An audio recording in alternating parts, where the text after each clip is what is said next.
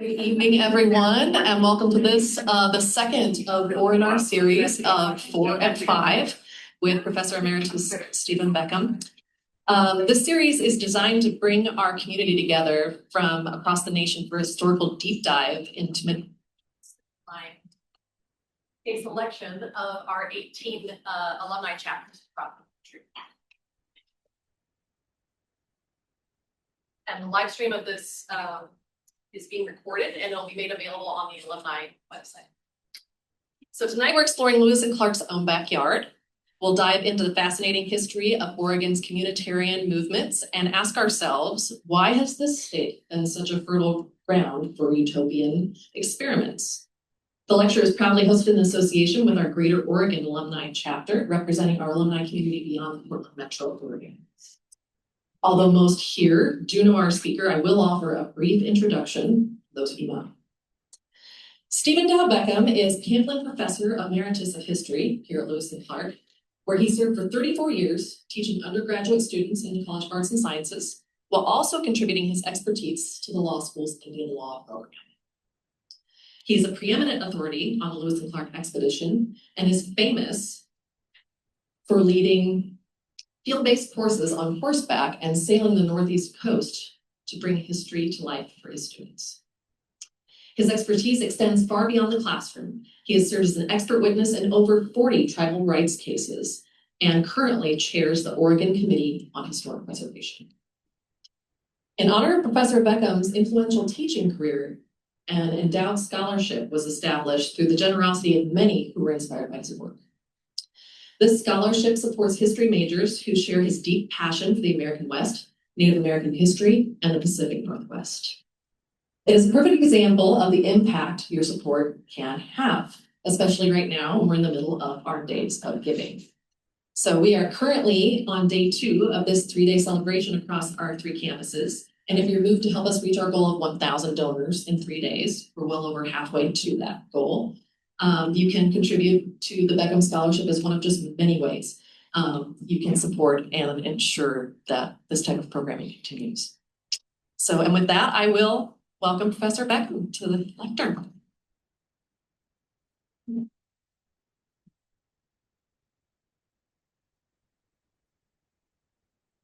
Good evening from the Lindner Auditorium in Miller Humanities Building, just east of the Leipzig Library. And I mention that because some of you may not have been on campus in the last 20 years. This building and its 2 auditoriums are the result of wonderful philanthropy to the college. The Bishop family of Kelton Woolen Mills did the other auditorium, and the Linder family, Keith Linder's family, did this beautiful facility that we're meeting in this evening. I thank those of you who are in the live audience for braving an Oregon rainstorm, a March deluge, and for those of you who are in other parts of the country, I trust your weather may be better today.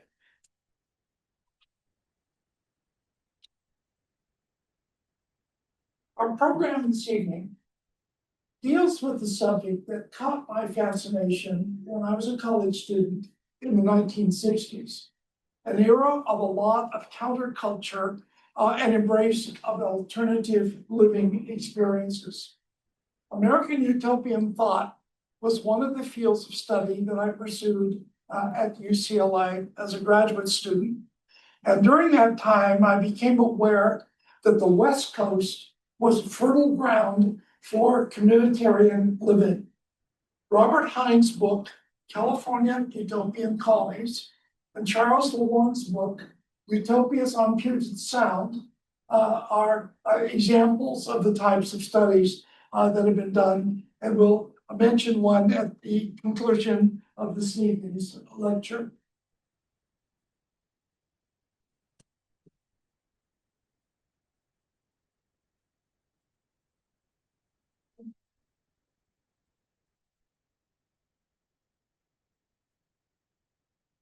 Need a trigger. I think, yeah, so. Awesome.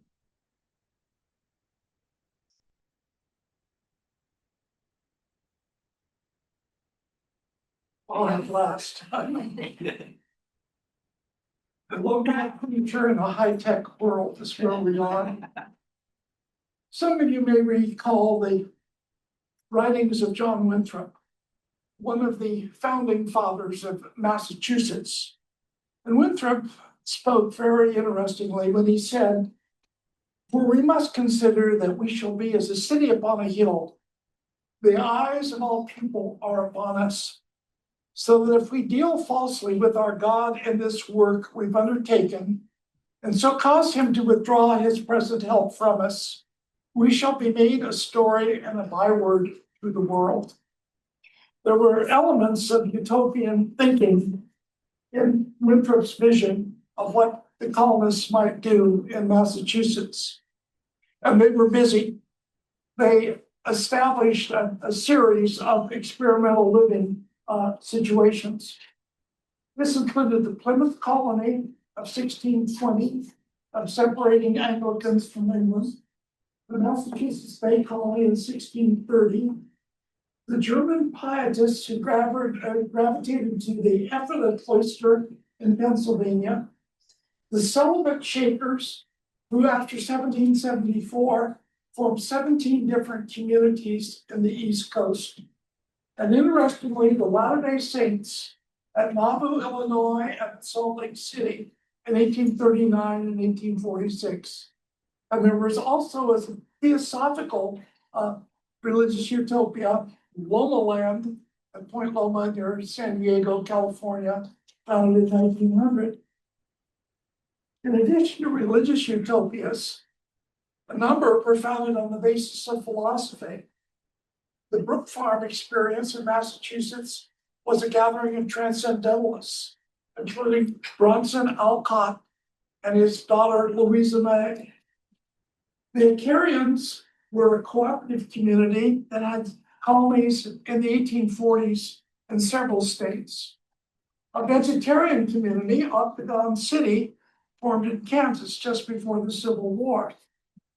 A very interesting community that still survives was the Roycroft movement, driven by Hubbard at East Aurora, New York. Albert Hubbard was a publisher, designer, and embraced the arts and crafts movement. And his colony was largely based on home manufacturing. Home Washington was an anarchist community. I think it's a bit of a miracle that it survived as long as it did, from 1895 to 1919. And another enduring colony is Arden, Delaware, near the Brandywine on the Pennsylvania-Delaware border. It was founded on the principles of single tax economy and driven by the arts and crafts movement.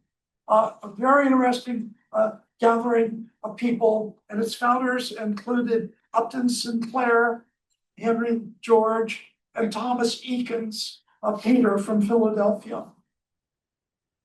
There were also socialist utopias. One of the first being New Harmony in Indiana, founded by the Scottish industrialist and philanthropist Robert Owen. The Oneida community at Oneida, New York, which was the inspiration of John Humphrey Noyes. It was a socialist, perfectionist, and free love colony. And if you look closely, the women are wearing bloomers in this photo. The Oneida colony made its income manufacturing Oneida silverware, a long enduring enterprise for that community. It's the descendants continuing to own the Oneida Company. Equality was a socialist commune in Skagit County, Washington, and Freeland was located on Whidbey Island. A number of these communities drew their inspiration from the Never Never Land written about in Thomas More's triple book Utopia, published in 1516. More, who was Chancellor of England and a member of the advisors to Henry VIII, imagined a perfect island kingdom where there was no want, no need, peace, and good governance. A number of American writers influenced the course of communitarian life in the United States. They included Henry George, a newspaper journalist from San Francisco. His book, Progress and Poverty, grabbed a lot of attention. George advocated a single tax, a total 100% tax of 100% of the unearned income on property that inflated in value. So if you bought a lot for $1,000 and you sold it for $10,000, you paid $9,000 in taxes under Henry George's scheme. Ignatius Donnelly had a rather jaundiced view of the world, and he wrote about the problems in his book, Atlantis, the Antediluvian World, and another volume called Caesar's Column, where a dictator seized control of the country in the 20th century. William Dean Howells envisioned a nation of Christian altruism, and he wrote about this in his novel, A Traveler from Altruria. And William Hope Harvey wanted to fix the nation's economy at the end of the 19th century, and his book, Coins Financial School, was based on the advocacy of the free and unlimited coinage of silver and the expansion of the amount of money in circulation. So there were quite a number of threads that helped shape utopias, including those in Oregon. The standout agendas were personal piety, communism, food reform, off-the-grid living, homemade arts and crafts, sexual relations from free love to plural marriage, chastity. I thought that was a good combination. Religious reforms, socialism, dress reform, back to the land, eco-justice and eco-responsibility, and equality based on gender and racial distinctions. Oregon's oldest utopian commune is called Aurora. It's located about 20 miles south of campus, and it was featured in Charles Nordhoff's book, The Communist Societies of the United States, published in the 1870s.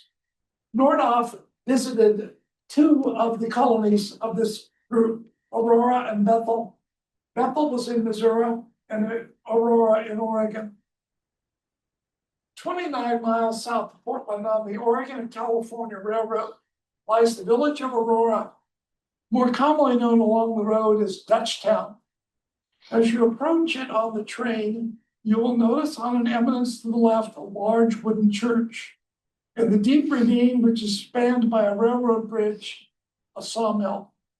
And scattered irregularly over the neighboring country, a number of houses, most of them different from usual village dwellings in the United States, mainly because of their uncommon size and the entire absence of ornament. He says they look like factories. Well, they did. On the left is a plate from Nordhoff's book of the village at Bethel in Missouri. And on the right, one of the dwellings, akin to those in Missouri, in Aurora, Oregon. The Aurora Colony was founded by Wilhelm Kyle, or William Kyle, Prussian, who married and immigrated to the United States and first followed the teachings of Robert Owen at Harmony Colony in Pennsylvania. Then he moved to Bethel, Missouri, and helped found that community, but was restless and wanted better land and more opportunity. And he sent an expedition to Washington and Oregon Territory, Washington Territory and Oregon Territory to look for a new location. In 1856, he traveled the Oregon Trail with his followers and they established Aurora. He died there in 1877 and the commune dissolved in 1883. Aurora was an ambitious place. It had several blocks of residences and businesses. It had a tin shop, a brewery, sawmill. It had nearby orchards, and eventually the commune owned about 18,000 acres of northern Marion County, some of the finest farmland in the Willamette Valley, with topsoil nearly 9 feet deep. The church dominated the community. These were German pietists or very conservative religious believers. They did not have a priest. Instead, they had a called minister, Kyle, as their pastor. The church was so large that the belfry had 2 balconies where the Aurora Orchestra would play and the music would float out over the village. And you'll notice the lack of ornament in the sanctuary of this, I'm sure, very cold building that was the place of worship for the colonists. Their band became well known. One of the members composed music. They played annually at the Oregon State Fair in Salem, and they had some very interesting instruments, some of which had been invented in Germany. They made income not only from farming and crop sales, but they operated a large hotel with the Oregon and California Railroad running right in front of the building. When the railroad arrived on its way south through the Willamette Valley in 1865, the colonists erected this hotel and provided food and lodging.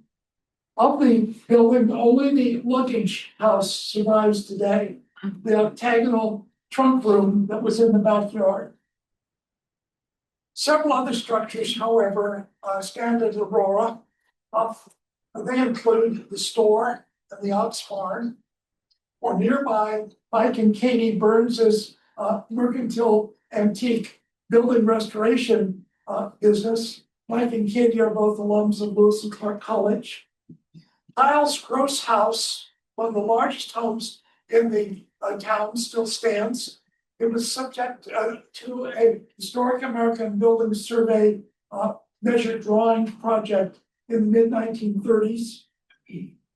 The Fry and Snyder cottages, again, lacking ornamentation and looking very much like they would fit in New England, as well as some rural properties such as the Steinbach and Stoffer-Will log houses. Because Aurora involved several thousands of acres, some of the residences were not in the village. They were out in the hop fields and wheat and corn fields surrounding the town. Another interesting feature that survives in Aurora is the cemetery, where the older generation tombstones are in German script with German messages carved into the stone. Robert Hendricks, nearly a century ago, published the best overview of this community, Bethel and Aurora, an experiment in communism as practical Christianity. When you drive south from Oregon City on the way toward Canby, you may have seen a sign that says New Era Road. This is about 6 or 7 miles south of Oregon City. New Era was a gathering place for spiritualists and spirit rappers who engaged in seances and communicating with higher octave vocations. The Oregon and California Railroad was ready to oblige, and in 1878, it founded a park and small depot at New Era. In time, the New Era and Silverton Railroad made the little community its terminus. The New Northwest newspaper, edited and published by Abigail Scott Dunaway, suffrage advocate, noted, human rights are at a premium there, and consequently our friends, our region, New Era is improving steadily and is destined to be a very popular resort for pleasure seekers in the near future. Here the spiritualists were having a grove meeting, and here we were permitted to speak the truth according to the dictates of our own understanding. Among the speakers were Dr. Keck of Portland and Mrs. Stevens of Sacramento. Dr. James Keck was a leader of this community. He was a homeopathic physician and spiritualist, and I thought this clipping from the Oregonian was relevant. Speakers are engaged and mediums are being developed at the daily and evening seances, 141 First Street, room 12. Dr. Keck in the trance will speak this evening at Mittens as usual. So the spiritualists of New Era also had a base in downtown Portland. The Oregonian carried this notice in 1880, resolved that the spiritual gifts of modern mediums are identical in source and kindred in nature with those upon which Christianity and other religions of the past were founded, and that all the clergy who now oppose them are blind leaders of the blind. Well, New Era disappeared shortly after Dr. Peck's unexpected death of typhoid fever in Portland. A quite unusual commune in Oregon was New Odessa, the state's only Jewish communitarian experience. It was founded in 1882 in the canyon of Cow Creek on the South Umpqua River in rural Douglas County, Oregon. This is to the south of Roseburg. The goals for this Jewish utopia were to escape pogroms and persecution in Europe, to follow the teachings of Olam or agrarianism, to immigrate either to Palestine or the United States, or in the case of Oregon, to settle on 760 acres on Cow Creek. And the original commune included 34 settlers. The goal was to embrace mutual assistance for religious, physical, and moral wellness. And by 1884, the colony had 65 members, which is a fairly healthy size community. The men made income by hunting and working in the nearby mercury mines in the foothills of the Cascades in southern Douglas County. But the community was racked with stress, discord, and ultimately dissolution. William Frey, a member of the commune, taught the philosophy of Auguste Comte, and that led to bitter philosophical debates and disputes over individual egoism, the division of labor, social cohesion, and governing mechanisms. And they split right down the middle over collective labor and communism. But the biggest problem was 40 restless single men out in the community. And so New Odessa collapsed. If we were to drive south to Dallas and west out toward Falls City, there is a rural community known to this day as Socialist Valley. And I thought you might enjoy this postcard showing the stump farming communists who settled at Socialist Valley in the 1890s. And it's still a place on the map. It's called Socialist Valley Road to this day. Those who went there were following the teachings of Edward Bellamy, who said, the golden age lies before us and not behind us. Edward Bellamy wrote a very popular novel called Looking Backward. And in this novel, a young man named Julian West had insomnia. And in order to go to sleep, he constructed an underground room in the garden next to his home in Boston. And each night in 1887, he would go to this room and a mesmerist would come and put him to sleep. Well, in the novel, the mesmerist went on a trip to New Orleans. The house caught on fire and burned down, and no one knew that Julian was asleep in the underground chamber. Fast forward to the year 2000, Dr. Edward Leet, who lives in Boston, is having improvements made in his rose garden. And his work crew, using picks, break through the roof of this underground room, and there's Julian still asleep on the sofa. Dr. Leet snaps his fingers, and Julian West awakens in the year 2000. And it is a world of the future. It is a world where 100 years hence, there are roof cities with fine weather. There are summer excursions to the North Pole. There are rain-making machines, so there are no longer any droughts. And all of this is driven by nationalism, state ownership of all production and distribution. Karl Marx had a different term for it. economic equality through controls over wealth and no poverty, universal welfare from birth to death, industrial democracy based on merit and civic virtue, and utopian green cities without slums. So this was the dream of those who stump farmed in Socialist Valley and eked out an existence in the 1890s before they finally gave up on Polk County. In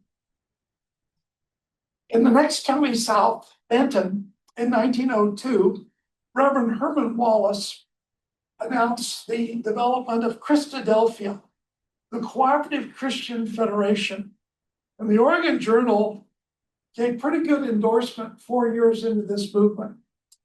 The men who are carrying the project forward are certainly not utopian dreamers, but for the most part, are solid, hard-headed men of affairs. Well, they had a big agenda. The visions of the Christian Cooperative Federation included selling bonds, $50 million worth, to Christians. And with that money, the Federation would buy railroads, lands, banks, utilities, ranches, and engage in manufacturing. Its members would all get individual homes. Their children would get free education at Oregon Agricultural College in Corvallis, or the University of Oregon in Eugene. There'd be free medical care. There'd be purchase of the French and Miller and Lux ranches in the Harney Basin. The the cooperative would buy the Corvallis and Eastern Railroad, which then reached all the way to Detroit, Detroit, Oregon, and the Cascades. They would buy the El Dorado Ditch and Water Company, and they would build a city and factory in Clackamas County. Wow, what an agenda. It just took $50 million in bonds. The Oregon Daily Journal said, the Cooperative Christian Federation ready at last to launch gigantic undertaking with great hope of success. The Eugene Register Guard, however, observed, the Register ventures to say that web footers will shy when those bonds are offered them, for they've learned by experience that the most rosy-hued proposition is likely to turn out to be the biggest sort of graft. So, smoke, mirrors, and hocus pocus drove Reverend Wallace's agenda. They built a railroad all the way from Corvallis to Monroe, about 16 miles, but they couldn't afford a locomotive. So they converted this old car into running the rails back and forth. And the only business they established was the grist mill in Monroe, Oregon. And then the venture faded. The bonds did not sell. The money did not come in. The free homes and education never materialized. However, residents of Benton County did not give up. And in 1903 to 1905, contemporaneous to the Cooperative Commonwealth, the Blind Christ Church drew its followers to meeting places on Kiger Island, in the Willamette River, near the confluence with Mary's River, and 2 homes in downtown Corvallis. And this was quite a group. They became known in the local press as the Holy Rollers. During their devotions, the worshipers roll on the floor, groan, scream, pray, shout, and otherwise give evidence of great bodily and mental agitation. Interesting. In the press. And they were following Joshua the Returned Jesus, also known as Franz Krefeld. In 1904, Krefeld married Maud Hurt. In 1904, Krefeld had an affair with Maud's aunt. In 1904, Krefeld was found nude under the Hurt's house in Corvallis. In 1904, Krefeld was tried, convicted, and imprisoned for 17 months in Salem. In 1906, Krefeld fled with Maud to Seattle. And in 1906, he was assassinated by George Mitchell, whose wife had had an affair with Krefeld. This sounds pretty terrible, but there's more. Toby Taylor's the troubled mission of the beauty of the full gospel and free love. Mitchell was acquitted of the murder of Crefeld by insanity and released. Maud Crefeld bought a gun and gave it to Esther Mitchell, who murdered her brother George. Maud Crefeld committed suicide. Esther Mitchell was sent to the Steilacoom Mental Hospital. Esther was released, and then Esther committed suicide.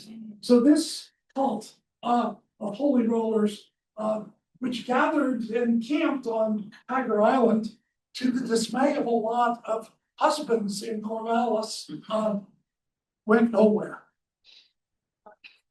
20th century utopias in Oregon generally had the following features. They were rural, which offered privacy and isolation. They had communal land ownership. They did organic gardening with vegetables, orchards, and berries. They raised poultry, sheep, goats, and bees. Clothing was sometimes optional. Relationships were sometimes polyamorous. They had cooperative governance, but usually followed a strong or charismatic leader or group of leaders, and they had composted toilets. All right. Most of the communities of the 20th century could be termed intentional communities. And Vivek Murthy, former Surgeon General of the United States, noted, "We evolved to depend on social constructions. If we're feeling disconnected, that places us in a physiological stress state. And those who are sometimes stressed have joined intentional communities." And this last year, 2025, the Fellowship of Intentional Communities listed 1,593 groups across the United States.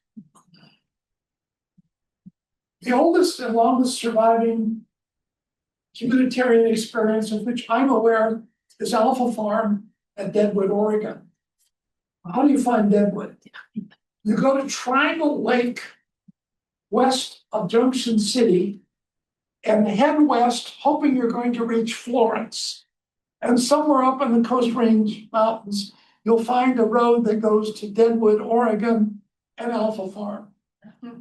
Caroline and Jim Estes in 1971 purchased 280 acres for a holistic community.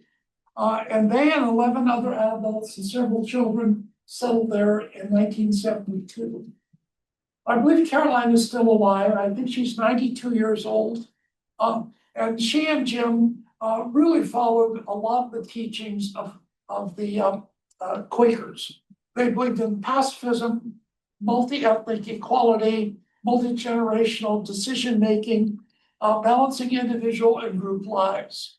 A consensus was essential to their community, and they would sustain themselves through modest farming and shared labor. Vegetables, fruit, livestock, and chickens have been very much life at Alpha Farm this last several decades. But interestingly, the community also established the Alphabet, a small business in Mapleton, Oregon, where they sold books, arts and crafts, ran a cafe, and had a small brewery. And Alphabet survived for nearly 35 years. A very popular coffee stop and cafe for those traveling between Eugene and the beach. Alpha Farm this year published this statement: "As stewards of the land, we prioritize sustainability through organic farming and mindful resource use, sustaining the community with enterprises such as the U.S. Postal Service mail contract. They deliver mail to about 260 rural homes in Western Lane County. Embracing a family-style ethos, we cultivate social cohesion and spiritual exploration through shared celebrations, group meetings, and community traditions.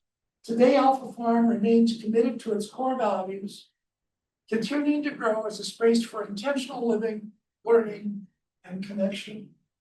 I would say that Alpha Farm is reaching a critical point because its charismatic original founder at age 92 may not be there many more years to help sustain the vision.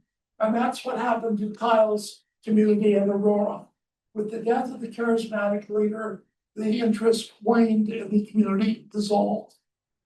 Alpha Farm is very much a process community.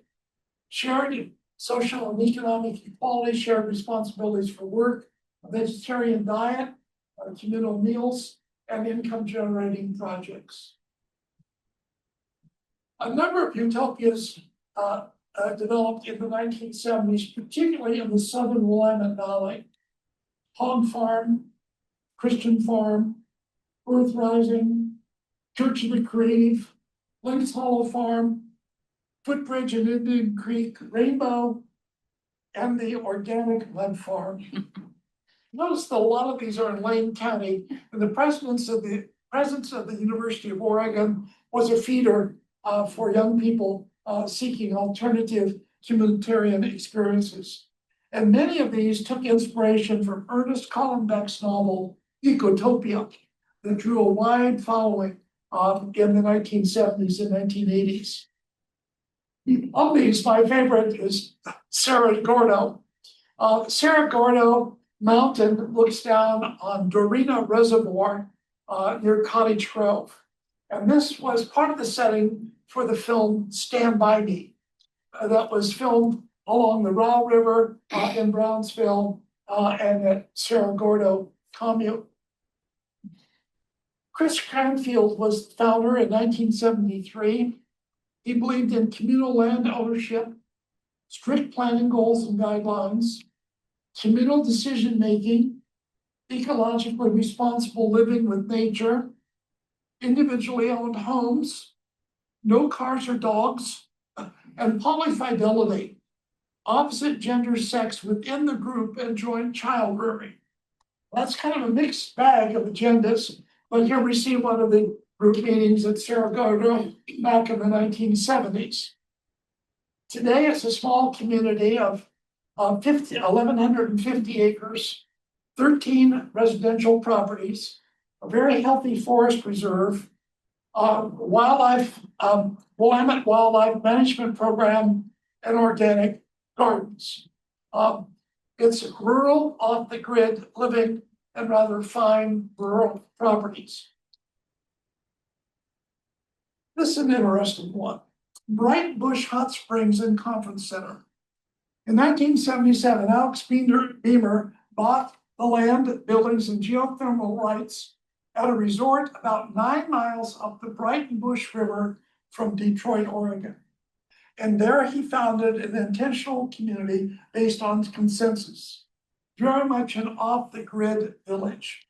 And those who go there share in the work of resource management, roads and trails, food services, hydropower and geothermal systems, carpentry, and plumbing.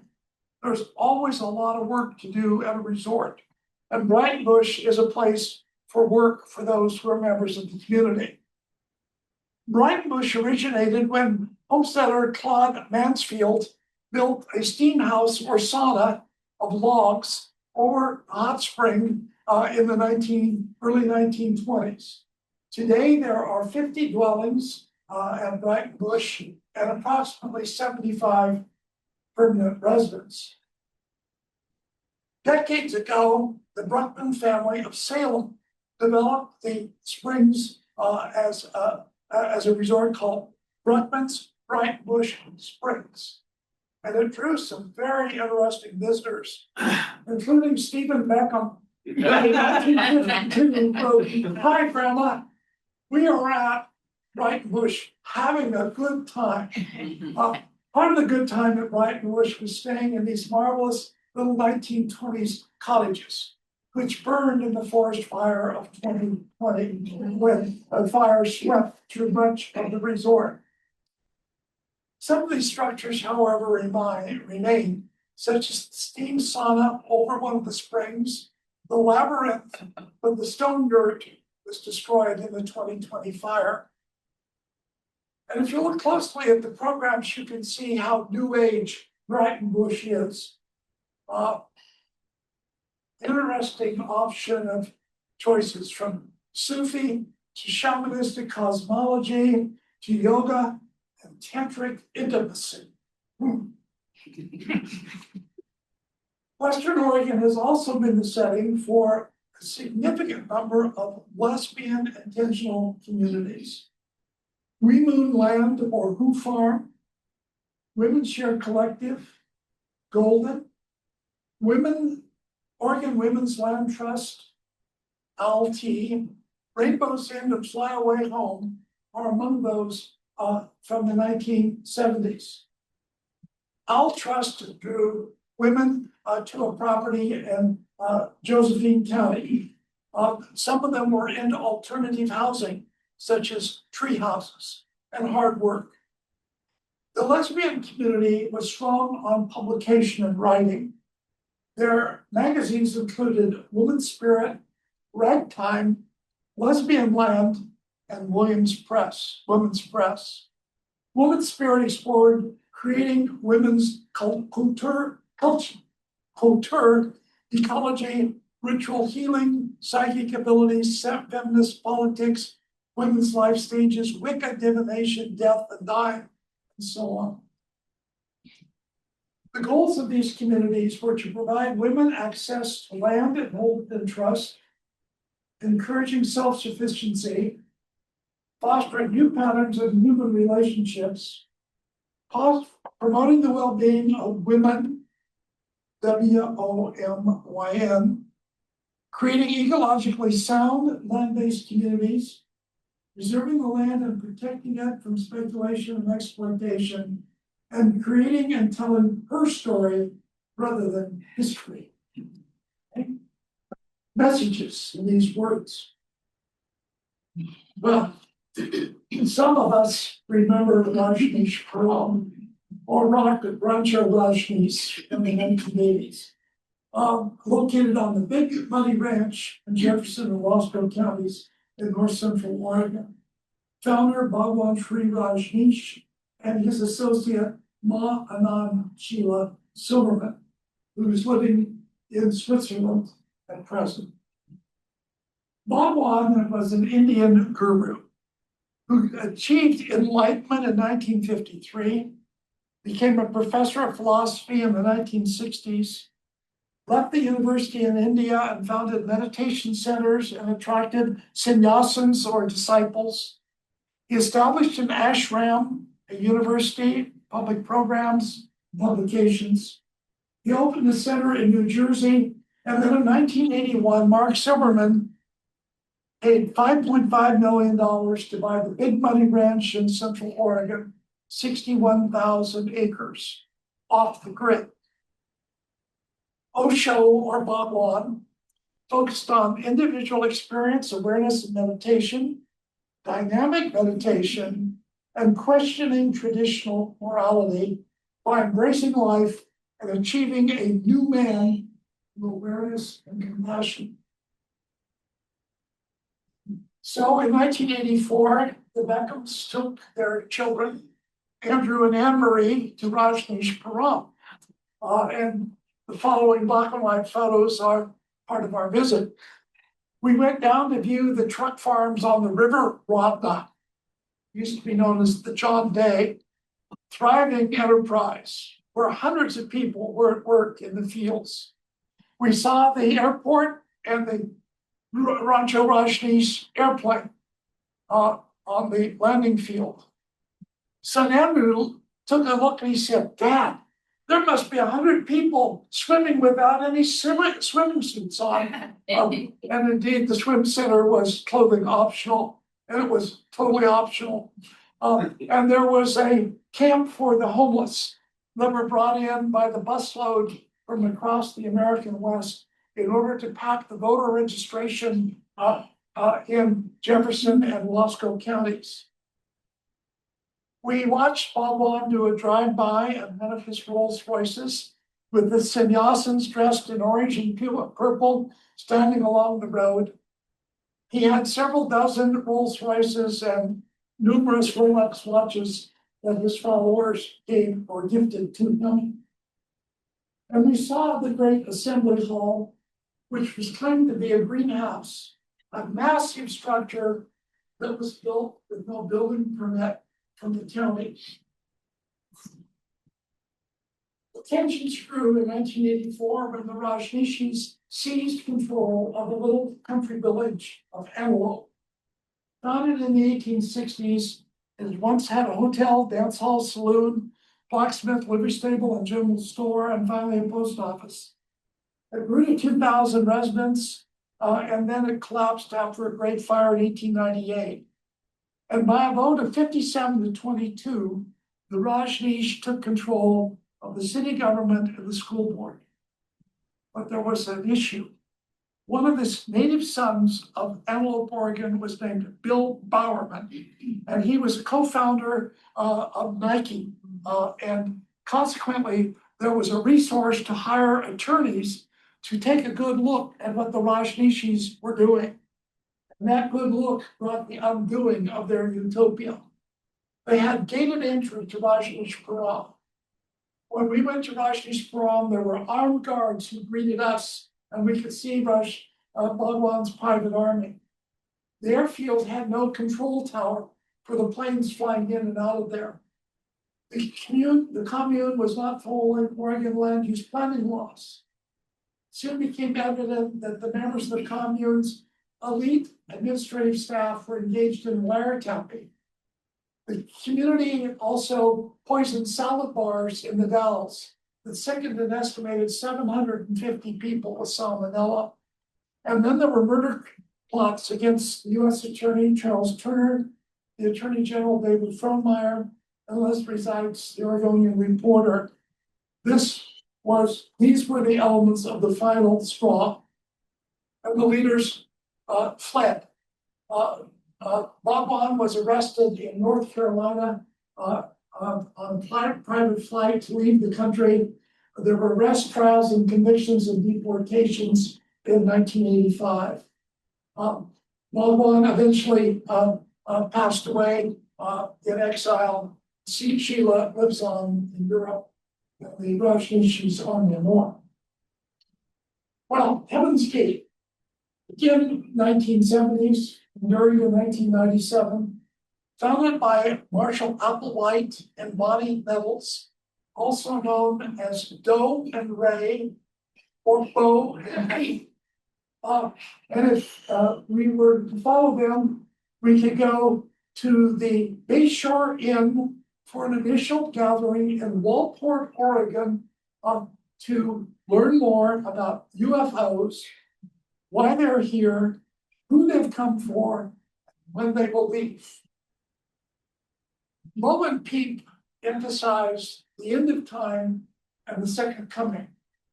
They said that God was an alien that was coming to earth to select his followers. That God would battle the Luciferians or the forces of evil. And they were absolutely enthralled with the movie Star Wars and Close Encounters of the Third Kind. They embraced the diet of Stanley Burroughs in the book The Master Cleaner, where their followers drank lemonade, consumed cayenne pepper, and syrup. They wore black Nike running shoes, and they generated income for their community by web page design. An interesting set of teachings and actions. Whoops. Oh, sorry. Oh. Oh. I need help. You just need to get it back on your full screen. Yeah. Thank you. Oh, there we go. All right. So the great moment for this group was the arrival of the comet Hale-Bopp. And you may remember there was a lot of excitement about the approach of this comet. Bo and Peep, Applewhite and Nettles thought that the comet was God's transport that was coming to take the followers away from the ills of this world. However, on March 26, 1997, they committed suicide, 39 of them. They were wearing purple shrouds, black and white Nike shoes, had a $5 bill and a roll of quarters, lip balm, spiral notebooks. and 21 women and 18 men died in this mass suicide at their headquarters building near San Diego. That was the end of Heaven's Gate. This is an exotic place. Oculus Anubis, Damascus, Oregon. That's just across the river in Clackamas County, on the way to Boring and Sandy and Mount Hood. Oculus Anubis dates from 1997, and I think it looks interesting. It's based upon Egyptian iconography, Sekhmet, who had the body of a woman and the head of a lion, and was the goddess of the hot desert, sun, plague, chaos, war, and healing. And here this giant statue stands in a grove of Douglas fir trees at Oculus Anubis at Damascus, looking down on the Clackamas River. I thought maybe this place had gone away, but in 2026, there's this posting on the internet. Oculus Anubis, the first religious nonprofit foundation with this name, dedicated to spiritual healing and positive growth, believes in the power of healing, transformation, and the potential of our motivated community to create a sanctuary of healing, compassion, and unity. And the goal is to develop a future church property at 17700 Southeast Forest Drive, Damascus, Oregon. Well, it's an interesting place. It has some unusual dwellings. It has temples and followers, and was the vision and labors of Dr. Deanie Neal and his son Anthony Neal, who embraced Egyptian lore and symbology. The problem is Dr. Neal was charged and convicted of $2.5 million of fraud and eye care insurance.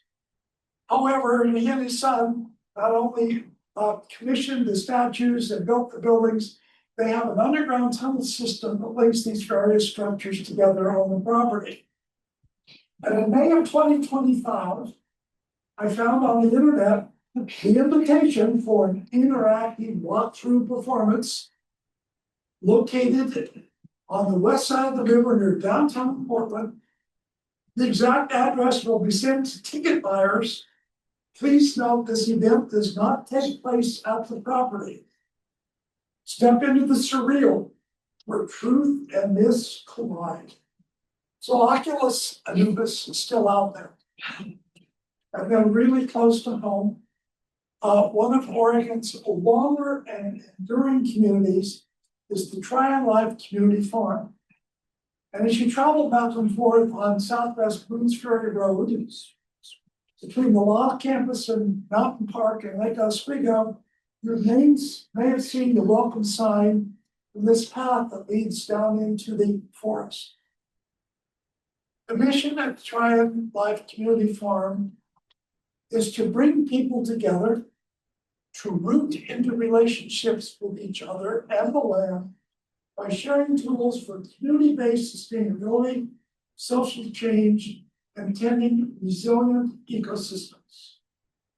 And there's a tract, I think it's about 7 or 8 acres between Boones Ferry Road and Tryon State Park that is the location of the community. The Tryon Life community maintains a pretty ambitious garden with greenhouse, planting beds, small orchard. They also have an outdoor community kitchen where a number of meals are taken in warmer days. It is roofed over and is a place for cooking and fellowship over meals. They have a remarkable cob sauna built on land construction. Looks very much like it's from The Hobbit, right? Really fascinating building. The Tryon Life community also has some standard residences, Moon and Cedar House. And here's a recent photograph of a member dinner. Tryon Life is a multi-generational community. And a number of the dwellers live in mini houses, and the community has the obligatory composting toilets. One of the founders is Brenda Bell, an alum of Lewis and Clark College, both as an undergraduate and law degree, practicing attorney in Portland. And here's an early photo of her daughter, Amber Bell, who grew up at Tryon Life. So, Oregon utopias in general, they have most commonly been rural or off the grid. They have embraced communal land ownership with subsistence living. Many of them have also followed alternative technology, solar, hydro, geothermal, wind, and wood. They have challenged established social values and norms. They're intentional because they seek to find the self through new age teachings and practices. Most have been driven by a visionary leader or group of leaders. And some of them have embraced whole earth architecture, cob, geodesic dome, yurt, and whimsy mini houses.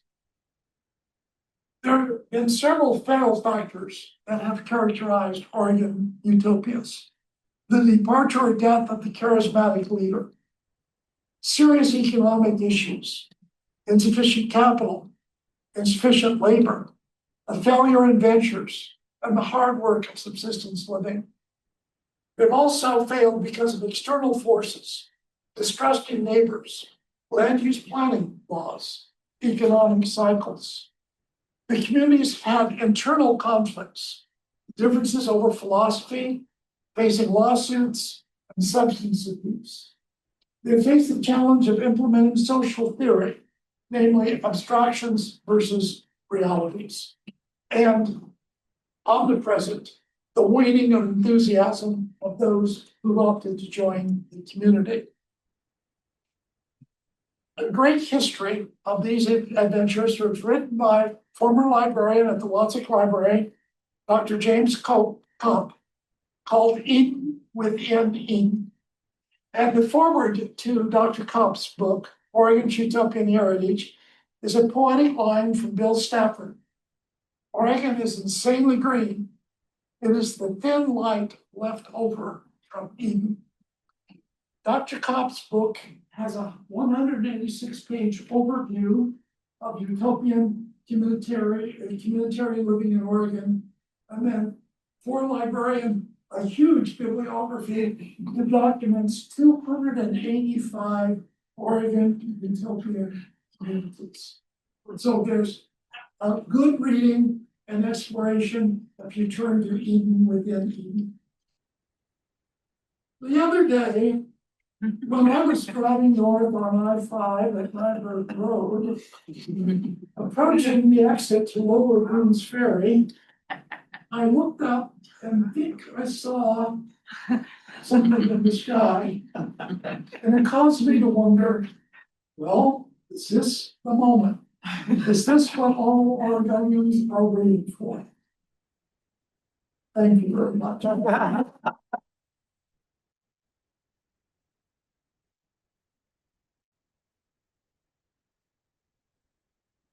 Okay, Katie will help us if there are comments and questions from the audience. Yeah, we'll And she's my intercessor because the ravages of old age include curing. Okay. And we'll be, well, if I can get my microphone to work. We'll also be taking questions from the folks who are online. In order to turn you on, I have to turn this one off. No, I don't think so. Oh, wait, oh, I guess. Well, it's funny because the IT team said that there was one microphone that could be used at the same time as Professor Beckham and one that could not. So why don't we try, I'll try to get that other microphone because otherwise you have a delay when you turn that back on. You need to be able to answer promptly. But I have to give you the. No. I have this mic right here. Oh, okay. I think this is the magic mic. Now we're set. I believe we're set now and we can be, yes, concurrently using our microphones. So is there anyone who has a question for Professor?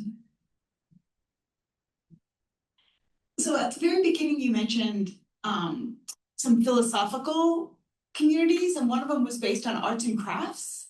Yes. Is that a philosophy?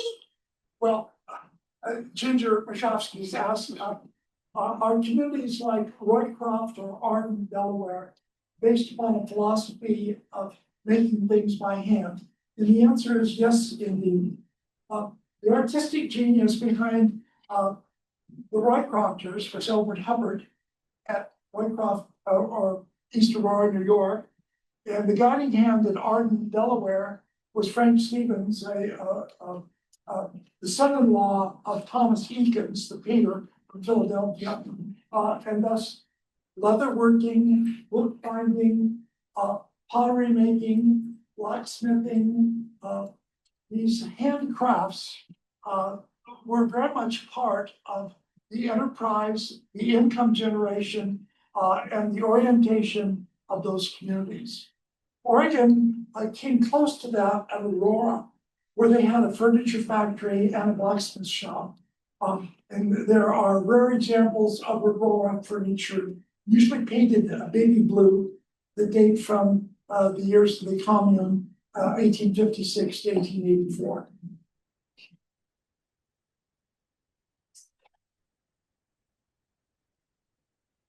Jay Foreman, class of 1982.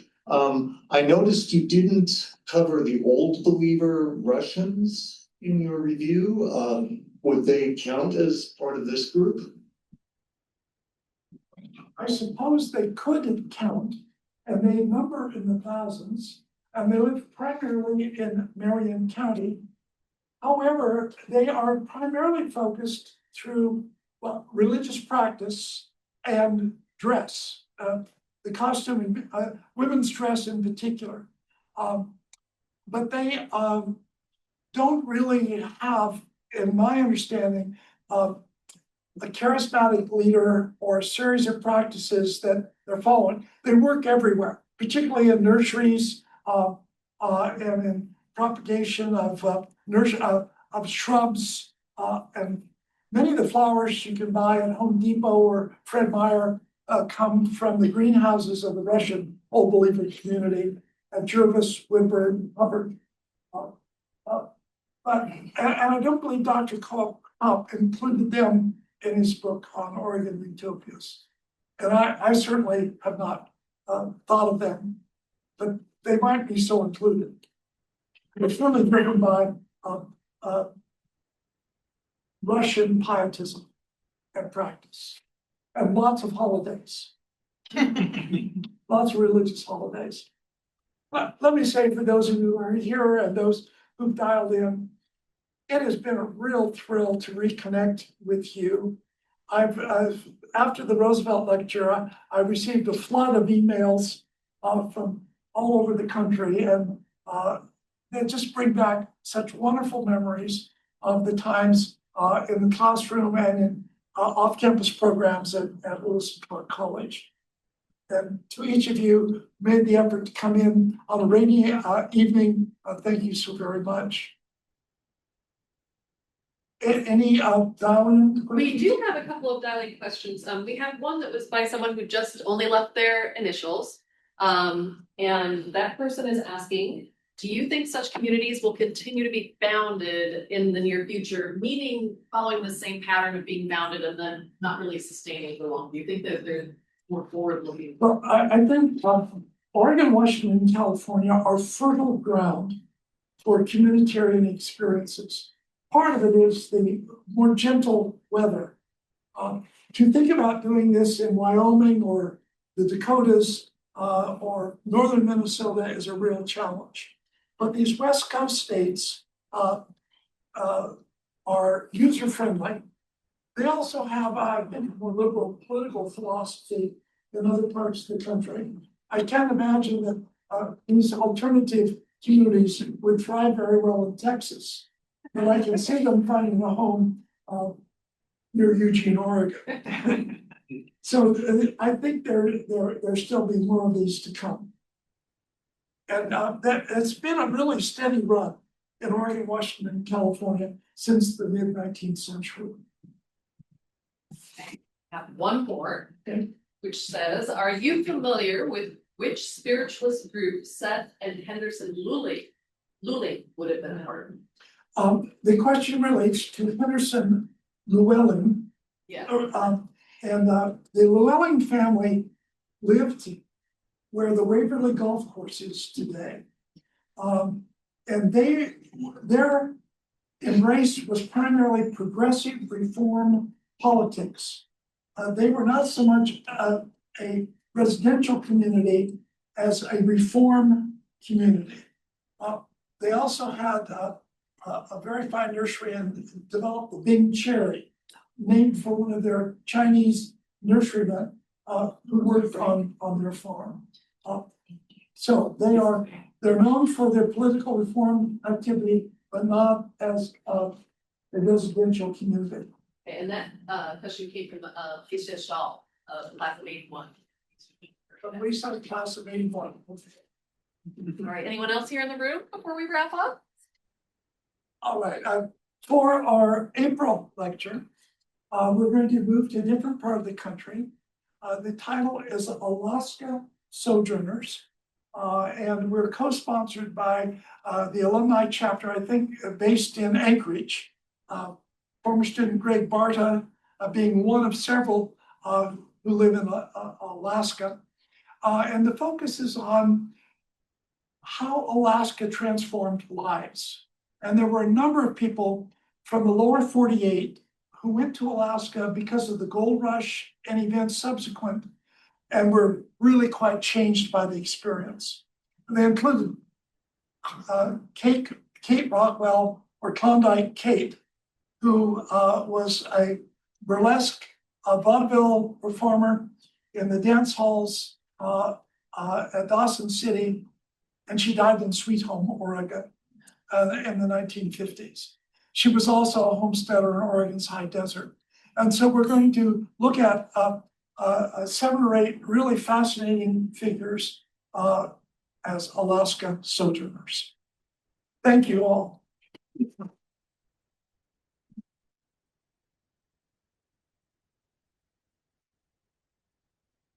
Thank you so much, everyone, for being here. There are some other opportunities to hear from Professor Beckham as well. May 13th, there was the final in this series.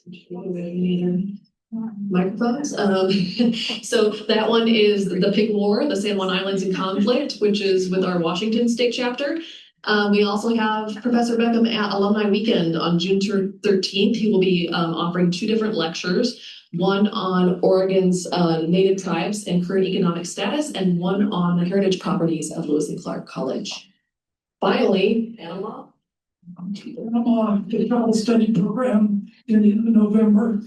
It's a little pricey, but we're going to have a great trip through the Panama Canal and looking at America's interest in Latin America, which was intellectual, artistic, and economic and political. But lastly, Katie mentioned the scholarship endowment. Some of you may not know, but it got a huge boost in January of 2025. Since 1973, I've worked with the Cowlitz tribe of southwestern Washington. They have finally hit good times with the Ela Bay Casino, and they sent a check for $100,000 to the college for the scholarship endowment. Thank you to all.